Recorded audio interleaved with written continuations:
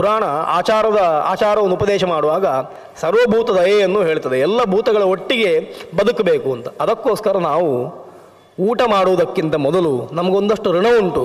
ಅದಕ್ಕೋಸ್ಕರ ದೇವರ ಋಣವನ್ನು ಪರಿಹಾರ ಮಾಡಲಿಕ್ಕೆ ದೇವಯಜ್ಞ, ಪಿತೃಗಳ ಋಣವನ್ನು ಪರಿಹಾರ ಮಾಡಲಿಕ್ಕೆ ಪಿತೃಯಜ್ಞ, ಅದೇ ರೀತಿ ಎಲ್ಲ ಪ್ರಾಣಿಗಳ ಋಣವನ್ನು ಪರಿಹಾರ ಮಾಡಲಿಕ್ಕೆ ಭೂತಯಜ್ಞ ಅಂತ ಒಂದಷ್ಟು ಅನ್ನವನ್ನು ಹೊರಗೆ ಬಿಸಾಡ್ತೇವೆ. ಕಾಗೆ ಇತ್ಯಾದಿ ಪಕ್ಷಿಗಳು ತಿಂದು ಹೋಗಲಿ ಅಂತ. ನಾವು ಊಟ ಮಾಡುವ ಒಂದು ಮುಷ್ಟಿ ಅನ್ನವನ್ನು ಹೊರಗೆ ಹಾಕುವಂಥ ಉದ್ದೇಶ ನನ್ನಿಂದ ಎಲ್ಲ ಪ್ರಾಣಿಗಳಿಗೂ ಏನಾದರೂ ಸಿಗಲಿ ಅಂತ. ಈ ರೀತಿಯಲ್ಲಿ ಭೂತಯಜ್ಞ ಅಂತ ಒಂದು ಯಜ್ಞ ಉಂಟು. ಆಮೇಲೆ ನಾನು ಬದುಕ್ತಾ ಇದ್ದೇನೆ ಅಂತಂದರೆ ನನ್ನ ಒಟ್ಟಿಗೆ ಎಲ್ಲ ಮನುಷ್ಯರು ಬದುಕ್ತಾ ಇರುವುದರಿಂದ ಮಾತ್ರ ನನಗೆ ಬದುಕು. ನಾನು ಒಬ್ಬನನ್ನೇ ಹೋಗಿ ಒಂದು ಕಾಡಲ್ಲಿ ಬಿಡುವಂತೆ ಬದುಕಲಿಕ್ಕೆ ಆಗುವುದಿಲ್ಲ.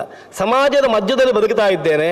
ಹಾಗಾಗಿ ನಾನು ಊಟ ಮಾಡುವುದಕ್ಕಿಂತ ಮೊದಲು ಯಾರಿಗಾದರೂ ಒಬ್ಬನಿಗೆ ಆದರೂ ಊಟ ಕೊಟ್ಟು ಊಟ ಮಾಡಬೇಕು ಎನ್ನುವ ದೃಷ್ಟಿಯಿಂದ ನೃಯಜ್ಞ ಅತಿಥಿ ಪೂಜನಂ, ಮನುಷ್ಯ ಯಜ್ಞ ಅಂತ ಮಾಡಬೇಕು. ಅತಿಥಿಗಳಿಗೆ ಪೂಜೆ ಮಾಡಬೇಕು.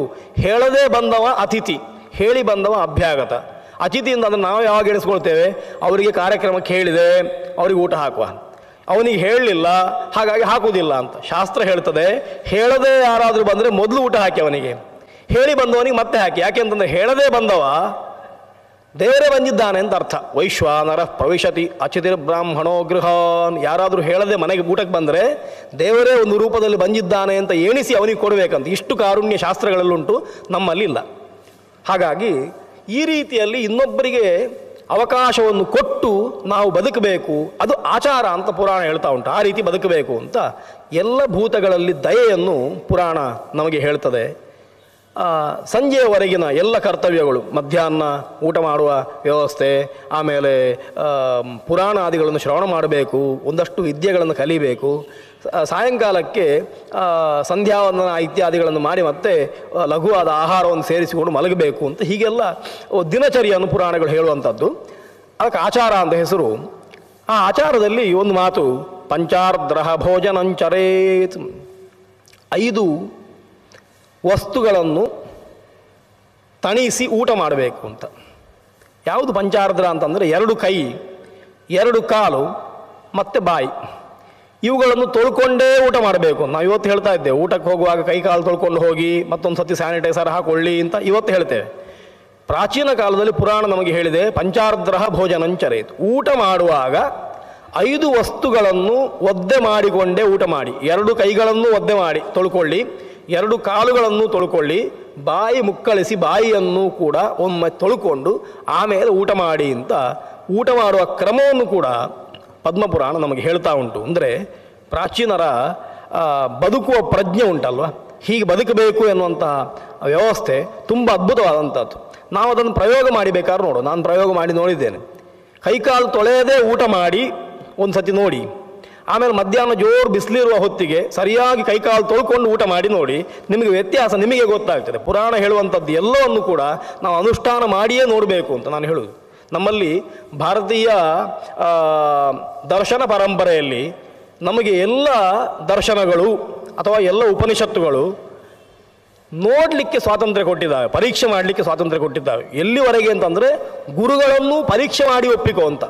ಪರೀಕ್ಷೆ ಮಾಡದೆ ಗುರುಗಳನ್ನು ಸ್ವೀಕಾರ ಮಾಡಬೇಡ ಅಂತ ಎಲ್ಲಿಯಾದರೂ ಉಂಟಾ? ಬೇರೆ ಯಾವುದಾದ್ರೂ ಧರ್ಮ ಇದ್ದರೆ ಧರ್ಮದ ವಿಷಯದಲ್ಲಿ ಅಥವಾ ಧರ್ಮದ ಗ್ರಂಥದ ವಿಷಯದಲ್ಲಿ, ಧರ್ಮವನ್ನು ಹೇಳಿದಂತಹ ಮೂಲ ಪುರುಷರ ವಿಷಯದಲ್ಲಿ ನೀವೇನಾದರೂ ಪ್ರಶ್ನೆ ಮಾಡಿದರೆ ನಿಮ್ಮನ್ನು ಧರ್ಮಕ್ಕಿಂತ ಹೊರಗೆ ಬಿಡ್ತಾರೆ. ಈ ಧರ್ಮಕ್ಕೆ ಸೇರಲಿಕ್ಕೆ ಲಾಯಕ್ಕಲ್ಲ, ಅರ್ಹ ಅಲ್ಲ ಅಂತ ಅವನನ್ನು ಹೊರಗೆ ಹಾಕುವ, ಅವನಿಗೆ ಶಿಕ್ಷೆ ಕೊಡುವಂಥ ವಾಕ್ಯಗಳು ಧರ್ಮದಲ್ಲೇ ಇದ್ದಾವೆ. ನಮ್ಮಲ್ಲಿ ಪರೀಕ್ಷಿಸದೆ ಒಪ್ಪಿಕೊಳ್ಳಬೇಡ ಅಂತಲೇ ಧರ್ಮಶಾಸ್ತ್ರ ಉಪದೇಶ ಮಾಡೋದು. ದೇವರನ್ನಾದರೂ ಪರೀಕ್ಷೆ ಮಾಡದೆ ನಂಬೇಡ, ಗುರುಗಳನ್ನು ಪರೀಕ್ಷೆ ಮಾಡದೆ ನಂಬೇಡ, ಯಾರ್ಯಾರ ಮಾತು ಕೇಳಿ ನಂಬಬೇಡ, ನೀನು ಅನುಭವಿಸಿ ನಂಬು ಅಂತ ಶಾಸ್ತ್ರಗಳು ನಮಗೆ ಅಷ್ಟು ಸ್ವಾತಂತ್ರ್ಯ ಕೊಟ್ಟಿದ್ದಾವೆ. ಭಾರತೀಯ ಶಾಸ್ತ್ರ ಪರಂಪರೆ ಎನ್ನುವಂಥದ್ದು ಎಷ್ಟು ವಿಶಾಲವಾದದ್ದು ಅಂತ ಗೊತ್ತಾಗ್ತದೆ, ಎಷ್ಟು ಅದ್ಭುತವಾದ್ದು ಅಂತ ಗೊತ್ತಾಗ್ತದೆ. ಈ ರೀತಿಯ ಶಾಸ್ತ್ರ ಪರಂಪರೆ, ಈ ರೀತಿಯ ಉಪದೇಶ ಇಡೀ ಜಗತ್ತಿನಲ್ಲಿ ಬೇರೆ ಎಲ್ಲಿಯೂ ನಮಗೆ ಲಭ್ಯ ಆಗುವುದಿಲ್ಲ. ಗುರುವನ್ನೂ ಪರೀಕ್ಷೆ ಮಾಡಿ ಒಪ್ಪಿಕೋ, ದೇವರನ್ನೂ ಪರೀಕ್ಷೆ ಮಾಡಿ ಒಪ್ಪಿಕೋ, ಪ್ರಶ್ನೆ ಮಾಡದೆ ಯಾವುದನ್ನೂ ಒಪ್ಪಿಕೊಳ್ಳಬೇಡ ಅಂತ.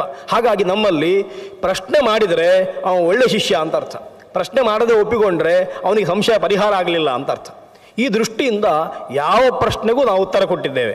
ಎಲ್ಲಿವರೆಗೆ ಅಂತಂದರೆ, ದೇವರು ಇಲ್ಲ ಅಂತ ಹೇಳುವ ನಾಸ್ತಿಕ ದರ್ಶನವನ್ನು, ನಾಸ್ತಿಕವಾದವನ್ನು ಒಂದು ದರ್ಶನ ಅಂತ ನಾವು ಇಟ್ಟಿದ್ದೇವೆ. ನಾಸ್ತಿಕ ದರ್ಶನಗಳು ಅಂತ. ಹೀಗೆ ಅದು ಬೇಕು ನಮಗೆ ಅಂತ. ಅದು ಇಲ್ಲದಿದ್ದರೆ ನಾವು ಸೋಂಬೇರಿಗಳಾಗ್ತೇವೆ. ಅವರು ಆಗಾಗ ಹೇಳ್ತಾ ಇರಬೇಕು, ಅವರು ಆಗಾಗ ಪ್ರಶ್ನೆ ಮಾಡ್ತಾ ಇರಬೇಕು. ನಮ್ಮ ದೇವರು ಇಲ್ಲ ಅಂತ ಹೇಳಿದ್ರೆ ನಾವು ಇದ್ದಾನೆ ಅಂತ ತೋರಿಸಲಿಕ್ಕೆ ಒಂದಷ್ಟು ಪ್ರಯತ್ನ ಪಡ್ತೇವೆ. ಇಲ್ಲದಿದ್ದರೆ ಸಾಧ್ಯ ಆಗುವುದಿಲ್ಲ ಎನ್ನುವ ದೃಷ್ಟಿಯಿಂದ ಅದನ್ನೂ ಕೂಡ ನಮಗೆ ಶಾಸ್ತ್ರ ಕೊಡ್ತಾ ಉಂಟು. ಹೀಗೆ ಸಣ್ಣ ವಿಷಯ, ಊಟ ಮಾಡುವ ವಿಷಯವನ್ನು ಕೂಡ ಶಾಸ್ತ್ರ ಹೇಳ್ತದೆ. ಪಂಚಾರ್ದ್ರ ಭೋಜನಂ ಚರೇತ್. 5 ವಸ್ತುಗಳನ್ನು ಒದ್ದೆ ಮಾಡಿಕೊಂಡು ಆರ್ದ್ರನಾಗಿ ಊಟ ಮಾಡಬೇಕು ಅಂತ. ಆಮೇಲೆ ಮುಂದೆ ಲೋಕದಲ್ಲಿ ವಸ್ತುಗಳನ್ನು ಶುದ್ಧ ಮಾಡಿ ಉಪಯೋಗ ಮಾಡಬೇಕು ಅಂತ ಒಂದು ವಾಕ್ಯ. ಎಲ್ಲ ವಸ್ತುಗಳನ್ನು ಕೂಡ ನಾವು ಉಪಯೋಗಿಸುವುದಕ್ಕಿಂತ ಮೊದಲು ಶುದ್ಧಿಗೊಳಿಸಬೇಕು. ಅಶುದ್ಧವಾದಂತಹ ವಸ್ತು ಅದರಲ್ಲಿ ಬಂದಿದ್ದರೆ ಅದನ್ನು ಬೇರ್ಪಡಿಸಬೇಕು ಅಂತ. ಉದಾಹರಣೆಗೆ ಅಕ್ಕಿಯನ್ನು ಅನ್ನ ಮಾಡಬೇಕು ಅಂತ ಮನಸ್ಸಾಯಿತು. ಅಕ್ಕಿಯನ್ನು ಏನು ಮಾಡ್ತೇವೆ, ನೇರ ಹೋಗಿ ನೀರಿನ ಪಾತ್ರೆಗೆ ಹಾಕುವುದಿಲ್ಲ. ಅಕ್ಕಿಯನ್ನು ಒಂದು ಗೆರಸೆಗೆ ಹಾಕಿ 1-2 ಸತಿ ಅದನ್ನು ಮೇಲೆ ಕೆಳಗೆ ಮಾಡಿ ಧೂಳಿದ್ರೆ ತೆಗೀತೇವೆ. ಮತ್ತು ಪುನಃ ಹೆಕ್ಕಿ ಕಲ್ಲು ಸಣ್ಣ ಸಣ್ಣ ಪ್ರಾಣಿಗಳು ಇದ್ದರೆ ಅವುಗಳನ್ನು ಬೇರೆ ಮಾಡ್ತೇವೆ, ಗುಗ್ಗುರುಗಳಿದ್ದರೆ ಬೇರೆ ಮಾಡ್ತೇವೆ. ಆಮೇಲೆ ಮತ್ತೆ ಪುನಃ 1-2-3 ಸತಿ ಅದನ್ನು ಗೆರಸೆಯಲ್ಲಿ ಗೇರಿ ಅಕ್ಕಿ ಶುದ್ಧ ಆಯಿತು ಅಂತ ನಮಗೆ ಗೊತ್ತಾದ ಮೇಲೆ ಮತ್ತದನ್ನು ತೊಳೆದು ನೀರಿಗೆ ಹಾಕಿ ಬೇಯಿಸ್ತೇವೆ. ಇಷ್ಟು ಒಂದು ಅನ್ನ ಮಾಡಲಿಕ್ಕೆ ನಾವು ಇಷ್ಟು ಶುದ್ಧಿಯನ್ನು ನಾವು ನೋಡಿಕೊಳ್ತೇವೆ. ಇದು ಶುದ್ಧಿ ಅಂತ ಹೆಸರು. ಅಂದರೆ ಅದರಲ್ಲಿರುವ ದೋಷಗಳು ಹೋಗಬೇಕು, ಗುಣ ಅದಕ್ಕೆ ಬರಬೇಕು, ನಾವು ತಯಾರಿಸುವಂಥ ಪದಾರ್ಥ ಉತ್ಕೃಷ್ಟವಾಗಬೇಕು ಎನ್ನುವ ಪ್ರಜ್ಞೆ ಇದು ಎಲ್ಲದರಲ್ಲೂ ಉಂಟು. ಒಂದು ಪಾತ್ರೆಯನ್ನು ತಂದು ಅದರಲ್ಲಿ ನೀರೋ ಹಾಲೋ ಹಾಕಿ ಕುಡಿಯುವುದಿಲ್ಲ. ಮೊದಲು ಪಾತ್ರೆಯನ್ನು ಸರಿಯಾಗಿ ತೊಳಿತೇವೆ, ಆಮೇಲೆ ಬೇಕಾದ ವಸ್ತುವನ್ನು ಹಾಕ್ತೇವೆ. ಕೆಲವು ಪಾತ್ರೆಯಲ್ಲಿ ಕೆಲವು ವಸ್ತುವನ್ನು ಬೇಯಿಸಬಾರ್ದು ಅಂತ ಹಿಂದಿನಿಂದ ಹೇಳ್ಕೊಂಡು ಬಂದಿದ್ದಾರೆ. ಅದನ್ನು ಹಾಗೆ ನಾವು ಪಾಲಿಸ್ತೇವೆ. ತಾಮ್ರದ ಪಾತ್ರೆಯಲ್ಲಿ ಹುಣಸೆ ಹಣ್ಣನ್ನು ಹಾಕಿ ಯಾವುದೇ ಕುದಿಸುವುದಿಲ್ಲ, ಯಾಕೆಂತಂದರೆ ಅದು ಕಿಲುಬುತ್ತದೆ ಅಂತ. ಅದು ಕಿಲುಬಾರ್ದು ಅಂತ ತಾಮ್ರದ ಪಾತ್ರೆಗಳಿಗೆ ಕಲಾಯಿ ಅಂತ ಮತ್ತೆ ಬೇರೆ ಬಂದು ಲೋಹದ ಲೇಪನವನ್ನು ಕೊಟ್ಟು ಮತ್ತೆ ಅದರಲ್ಲಿ ನಾವು ಕೆಲಸ ಮಾಡ್ತೇವೆ. ಇದೆಲ್ಲ ಹಿಂದಿನಿಂದ ನಾವು ಪ್ರಾಜ್ಞರು ಒಂದೊಂದು ವ್ಯವಸ್ಥೆ ಮಾಡಿ ನಮ್ಗೆ ಕೊಟ್ಟಿದ್ದಾರೆ. ಏನು ಕಾರಣ ಇಂಥದ್ದೆಲ್ಲ ಮಾಡಲಿಕ್ಕೆ ಅಂತಂದರೆ, ನಮ್ಮ ಜನಗಳು, ನಮ್ಮ ಋಷಿಗಳು, ಎಲ್ಲರನ್ನೂ ಋಷಿಗಳು ಅಂತಲೇ ಕರಿಬೇಕು. ನಾವು ಇವತ್ತು ಉಪಯೋಗ ಮಾಡುವಂತಹ ಅತ್ಯದ್ಭುತವಾದ ವಸ್ತುಗಳನ್ನು ಕೊಟ್ಟವರು ಎಲ್ಲರೂ ಋಷಿಗಳೇ. ಅದು ಒಂದು ಬಲ್ಬ್ ಬೇಕಾದರೆ ಇರ್ಬೋದು, ಒಂದು ಕನ್ನಡಕ ಬೇಕಾದರೆ ಇರ್ಬೋದು, ಒಂದು ಸಣ್ಣ ಕೈ ಚೀಲ ಬೇಕಾದರೆ ಇರ್ಬೋದು. ಸಣ್ಣ ವಸ್ತು ನೋಡಿ, ಒಂದು ಕೈ ಚೀಲ ಇರ್ತದೆ, ಅದಕ್ಕೊಂದು ಕೈ ಒಂದು ಚೀಲ, ಯಾವ ವಸ್ತುವನ್ನು ಹಿಡ್ಕೊಂಡು ಹೋಗ್ಲಿಕ್ಕೆ ಸಹಕಾರಿ. ಅದಕ್ಕೆ ಅದರಂಥ ಇನ್ನೊಂದು ವಸ್ತುವನ್ನು ನಮಗೆ ತಯಾರು ಮಾಡಿ ಕೊಡ್ಲಿಕ್ಕೆ ಆಗಲಿಲ್ಲ ಇಲ್ಲಿವರೆಗೆ. ನಾವು ಅದನ್ನೇ ಬಳಸ್ತಾ ಇದ್ದೇವೆ ಇವತ್ತಿನವರೆಗೆ. ಕನ್ನಡಕದಂಥ ಇನ್ನೊಂದು ವಸ್ತುವನ್ನು ನಮಗೆ ತಯಾರು ಮಾಡಿ ಕೊಡಲಿಕ್ಕೆ ಆಗಲಿಲ್ಲ. ಸೂಜಿ ಅಂತ ಮತ್ತೊಂದು ವಸ್ತುವನ್ನು ತಯಾರು ಮಾಡಿಕೊಡ್ಲಿಕ್ಕೆ ಎಷ್ಟು ಕೆಲಸ ಮಾಡ್ತದೆ ಅದು. ನೋಡಲಿಕ್ಕೆ ಸಣ್ಣದಾದರೂ ಕೂಡ ಅದರಲ್ಲಿ ಏನೂ ಇಲ್ಲ ಅಂತ ಹೇಳಿಬಿಡ್ತೇವೆ. ಆದರೆ ಅದು ಆಗುವವರೆಗೆ ನಮಗೆ ಅದರ ಜ್ಞಾನ ಇರಲಿಲ್ಲ ಅಲ್ವಾ. ಅದು ಬಂದ ಮೇಲೆ ಮತ್ತೆ ಅದನ್ನು ನಾವು ಏನು ಬೇಕಾದ್ರೂ ಮಾಡ್ತೇವೆ. ಹೀಗೆ ಸಣ್ಣ ಸಣ್ಣ ವಸ್ತುಗಳನ್ನು ಆವಿಷ್ಕಾರ ಮಾಡಿದವರು ಎಲ್ಲರೂ ಋಷಿಗಳೇ. ಪ್ರಾಜ್ಞರು ನಿರಂತರ ಚಿಂತನೆ ಮಾಡ್ತಾ ಮಾಡ್ತಾ ಒಂದೊಂದು ಮನುಷ್ಯರಿಗೆ ಉಪಯೋಗ ಆಗುವಂತಹ ಕೊಡುಗೆಗಳನ್ನು ಕೊಡ್ತಾರೆ. ನಾವು ಏನಾದರೂ ಪ್ರಪಂಚಕ್ಕೆ ಅಂಥದ್ದನ್ನು ಒಂದು ಕೊಟ್ಟು ಹೋಗಬೇಕು. ಹಾಗೆ ಕೊಟ್ಟು ಹೋದರೆ ನಮ್ಮ ಹೆಸರು ಶಾಶ್ವತವಾಗಿ ಉಳಿತದೆ ಅಂತ. ಈ ದೃಷ್ಟಿಯಿಂದ ಒಂದೊಂದು ವಸ್ತುಗಳಿಗೆ ಶುದ್ಧಿ ಉಂಟು. ಆ ವಸ್ತುಗಳು ಹೇಗೆ ಶುದ್ಧವಾಗ್ತದೆ ಅಂತಂದರೆ, ಧಾನ್ಯಗಳನ್ನು ಶುದ್ಧ ಮಾಡಬೇಕಾದ್ರೆ ಧಾನ್ಯಗಳನ್ನು ಗೆರಸೆಯಲ್ಲಿ ಗೇರಬೇಕು, ಅವುಗಳ ಧೂಳನ್ನು ತೆಗಿಬೇಕು. ಹಾಗೆ ಮಾಡುವುದರಿಂದಲೇ ಧಾನ್ಯಗಳಿಗೆ ಶುದ್ಧಿ. ಲೋಹದ ಪಾತ್ರೆಗಳಿಗೆ ಸಾಮಾನ್ಯವಾಗಿ ಕ್ಷಾಳನ ತೊಳೆಯುವಂಥದ್ರಿಂದ ಶುದ್ಧಿ ಆಗ್ತದೆ. ಪುರಾಣ ಅದನ್ನು ವಿಸ್ತಾರವಾಗಿ ಹೇಳ್ತಾ ಬಂದಿದೆ. ನಾನು ಕೆಲವು ವಿಷಯಗಳು ಮಾತ್ರ ಹೇಳ್ತೇನೆ. ತಾಮ್ರದ ಪಾತ್ರೆಗೆ ಆಮ್ಲದಿಂದ ಶುದ್ಧಿ ಅಂತ. ಹುಳಿಯನ್ನು ಹಾಕಿ ತೊಳೆಯುವುದರಿಂದ ತಾಮ್ರ, ಹಿತ್ತಾಳೆ ಇತ್ಯಾದಿ ಪಾತ್ರೆಗಳು ಶುದ್ಧವಾಗುತ್ತದೆ ಅಂತ. ಬೆಳ್ಳಿಯ ಪಾತ್ರೆಗಳನ್ನು ತೊಳಿಬೇಕಾದ್ರೆ ಭಸ್ಮ ಹಾಕಿ ತೊಳಿಬೇಕು ಅಂತ. ಬೂದಿ, ತೆಳುವಾದಂತಹ ಬೂದಿ, ಬೇರೆ ಹೊಯ್ಗೆ ಹಾಕಿದರೆ ಬೆಳ್ಳಿಯ ಪಾತ್ರೆಗಳಲ್ಲಿ ಗೀರುಗಳು ಬೀಳ್ತದೆ. ಅದಕ್ಕೋಸ್ಕರ ತೆಳುವಾದಂತಹ ಬೂದಿಯನ್ನು ಹಾಕಿ ಅದನ್ನು ತೊಳಿಬೇಕು. ಭಸ್ಮದಿಂದ ಬೆಳ್ಳಿ ಮತ್ತು ಚಿನ್ನದ ಪಾತ್ರೆಗಳು ಶುದ್ಧವಾಗ್ತದೆ. ಚಿನ್ನದ ಪಾತ್ರೆಗಾಗುವಾಗ ಭಸ್ಮವನ್ನು ಹೇಳಲಿಲ್ಲ, ಅದನ್ನು ಕೇವಲ ಜಲದಿಂದ ಕ್ಷಾಳನೆ ಮಾಡಿ ಅಂತ. ಇಲ್ಲದಿದ್ದರೆ ಅದಕ್ಕೆ ನಾವು ಇವತ್ತು ಬಳಸುವಂಥದ್ದು ನೊರೆಕಾಯಿ ಇತ್ಯಾದಿಗಳು ಉಂಟು. ಅಂದರೆ ಚಿನ್ನವನ್ನು ಸ್ವಲ್ಪವೂ ಕೂಡ ವ್ಯಯ ಮಾಡದೆ ಚಿನ್ನವನ್ನು ಹೊಳೆಯುವ ಹಾಗೆ ಮಾಡ್ತದೆ ಅನ್ನುವಂಥದ್ದು, ಅಂಥದ್ದನ್ನು ಹಾಕ್ತೇವೆ. ಅಂಥದ್ದೊಂದು ಆಮ್ಲ. ಈ ರೀತಿಯಲ್ಲಿ ಒಂದೊಂದು ಪಾತ್ರೆಗಳಿಗೆ ಕ್ಷಾಳನ ಹೇಗೆ ಅಂತ ಹೇಳ್ತದೆ. ಕಂಬಳಿ ಉಂಟು. ಕಂಬಳಿಯನ್ನು ಶುದ್ಧ ಮಾಡುವುದು ಹೇಗೆ ಅಂತಂದರೆ, ಅದನ್ನು ನೀರಿಗೆ ಹಾಕಿ ಮುಳುಗಿಸಿದರೆ 4 ದಿವಸ ಒಣಗುವುದಿಲ್ಲ. ಅದಕ್ಕೋಸ್ಕರ ರೇಷ್ಮೆಯ ಬಟ್ಟೆ, ಕಂಬಳ, ಉಣ್ಣೆಯ ಬಟ್ಟೆ ಇತ್ಯಾದಿ ವಸ್ತುಗಳನ್ನು ಬಿಸಿಲಿನಲ್ಲಿ ಹರಡಿದರೆ ಅವುಗಳು ಶುದ್ಧವಾಗುತ್ತದೆ. ಅವುಗಳನ್ನು ನೀರಲ್ಲಿ ಮುಳುಗಿಸಬೇಕು ಅಂತಿಲ್ಲ. ನಮ್ಮಲ್ಲಿ ಶುದ್ಧಿಯಿಂದ ಒಂದು ಕೂಡಲೇ ಎಲ್ಲವನ್ನೂ ನೀರಲ್ಲಿ ಮುಳುಗಿಸಬೇಕು ಅಂತ ಒಂದು ವಿಚಾರ ಉಂಟು ಕೆಲವರ ಮನಸ್ಸಿನಲ್ಲಿ. ಹಾಗಿಲ್ಲ ಅಂತ ಶಾಸ್ತ್ರ ಹೇಳ್ತಾ ಉಂಟು. ಶುದ್ಧಿ ಅಂತಂದರೆ ಒಂದೊಂದು ವಸ್ತುವಿಗೆ ಒಂದೊಂದು ರೀತಿಯ ಶುದ್ಧಿ ಉಂಟು ಅಂತ ಅರ್ಥ. ಹಾಗಾಗಿ ಆ ರೀತಿಯ ಶುದ್ಧಿಯನ್ನು ಮಾಡಿಕೊಂಡ್ರೆ ಆ ವಸ್ತು ಶುದ್ಧವಾಗ್ತದೆ, ಹೊರತು ಎಲ್ಲವನ್ನೂ ನೀರಿಗೆ ಮುಳುಗಿಸಬೇಕು ಅಂತ ಯಾವ ನಿಯಮವೂ ಇಲ್ಲ ಅಂತ.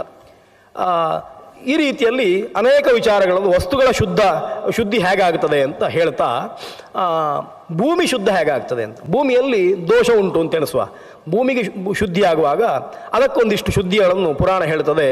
ಖನನಾದಿಗಳಿಂದ ಭೂಮಿ ಶುದ್ಧವಾಗ್ತದೆ ಅಂತ. ಭೂಮಿಯಲ್ಲಿ ಏನಾದರೂ ಕೊಳಕುಂಟು ಅಂತಂದರೆ ಅದನ್ನು ಅಗೇರಿ ಆ ಕೊಳಕನ್ನು ತೆಗೆದು ದೂರ ಬಿಸಾಡಿ, ಆಗ ಆ ಜಾಗ ಶುದ್ಧ ಆಗ್ತದೆ. ಅದಕ್ಕೆ ಬೇರೆ ಒಳ್ಳೆಯ ಮಣ್ಣನ್ನು ತಂದು ಹಾಕಿ ಅದು ಶುದ್ಧ ಆಗ್ತದೆ. ಆ ಭೂಮಿಯಲ್ಲಿ ಸ್ವಲ್ಪ ದಾಹ ಮಾಡಿ ದರ್ಬೆ ಇತ್ಯಾದಿಗಳನ್ನು ಹಾಕಿ ಅದನ್ನು ಒಮ್ಮೆ ಸುಡಿ ಆಮೇಲೆ ಅದು ಶುದ್ಧ. ಹೀಗೆ ಭೂಮಿಯನ್ನು ಶುದ್ಧ ಮಾಡುವ ವ್ಯವಸ್ಥೆ ಬೇರೆ. ಮನೆ, ಸರೋವರ, ಬಾವಿ ಇತ್ಯಾದಿಗಳನ್ನು ಶುದ್ಧ ಮಾಡುವುದು ಪಂಚಗವ್ಯಾದಿಗಳ ಪ್ರೋಕ್ಷಣೆಯಿಂದ ಶುದ್ಧವಾಗ್ತದೆ. ಊರು ಶುದ್ಧ ಆಗುವುದು ಹೇಗೆ ಅಂತ. ದನಗಳು ತಿರುಗಿದರೆ, ಗವಾಂ ಸಂಚಾರತಃ, ದನಗಳು ತಿರುಗಿದರೆ ಪ್ರದೇಶ ಶುದ್ಧವಾಗುತ್ತದೆ ಅಂತ ಅರ್ಥ. ಶರೀರ ಶುದ್ಧ ಆಗುವುದು ಸ್ನಾನದಿಂದ, ಮನಸ್ಸು ಶುದ್ಧವಾಗುವಂಥದ್ದು ಭಗವಂತನ ಸ್ಮರಣೆಯಿಂದ. ಹೀಗೆ ಎಲ್ಲ ವಸ್ತುಗಳಿಗೂ ಒಂದೊಂದು ಶುದ್ಧಿ ಎಂದುಂಟು. ಆ ರೀತಿಯ ಶುದ್ಧಿಯನ್ನು ಮಾಡಿಕೊಂಡ್ರೆ ಮಾತ್ರ ಆ ವಸ್ತುಗಳು ಶುದ್ಧವಾಗುತ್ತದೆ ಅಂತ ವಸ್ತುಗಳ ಶುದ್ಧಿಯನ್ನು ಪುರಾಣ ಹೇಳ್ತಾ ಉಂಟು. ಇನ್ನು 4 ಜನಕ್ಕೆ ಉಪಕಾರ ಮಾಡಬೇಕು ಅಂತ ಹೇಳಿದೆ ಅಲ್ವಾ, ಅದಕ್ಕೆ ನಾವಿವತ್ತು ನಾನು ಅನುಸರಿಸ್ತೇವೆ. ಪುರಾಣ ಅದನ್ನು ಎಷ್ಟು ಚೆನ್ನಾಗಿ ಹೇಳಿದೆ ಅಂತ ನೆನಪು ಮಾಡಿಕೊಳ್ತೇವೆ. ನಮಗೆ ಸಾಮಾನ್ಯವಾಗಿ ಗೊತ್ತುಂಟು, ಸಂಸ್ಕಾರ ಇರುವವರಿಗೆ ಅಂತ ನಾನು ಪ್ರತ್ಯೇಕವಾಗಿ ಹೇಳ್ತೇನೆ.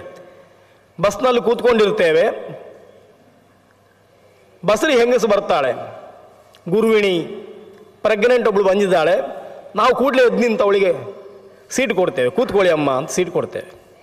ಅಥವಾ ಯಾರೋ ಒಬ್ಬರು 70-80 ವರ್ಷ ಆದವರು ಮುದುಕರು ಬಂದಿದ್ದಾರೆ, ಕೈಯಲ್ಲಿ ಹೋಲು ಹಿಡ್ಕೊಂಡಿದ್ದಾರೆ, ಕೂಡಲೇ ಎದ್ದು ನಿಲ್ತೇವೆ, ಕೂತ್ಕೊಳ್ಳಿ ಅಂತ ಹೇಳ್ತೇವೆ. ಈ ಬುದ್ಧಿ ಸಣ್ಣ ಮಕ್ಕಳಲ್ಲಿ ಈಗ ಕಮ್ಮಿ ಆಗ್ತಾ ಉಂಟು. ನಾವು ಕಲಿಸಬೇಕಾದಂಥ ಅನಿವಾರ್ಯತೆ ಉಂಟು. ಯಾಕೆ ನಮಸ್ಕಾರ ಮಾಡಬೇಕು ಅಂತ ಕೇಳ್ತೇವೆ ಮಕ್ಕಳು ಮಾತ್ರ. ನಾವು ಹೇಳದೇ ಇದ್ದರೆ ಅವ್ರು ಮಾಡುವುದಿಲ್ಲ ಅಂತ.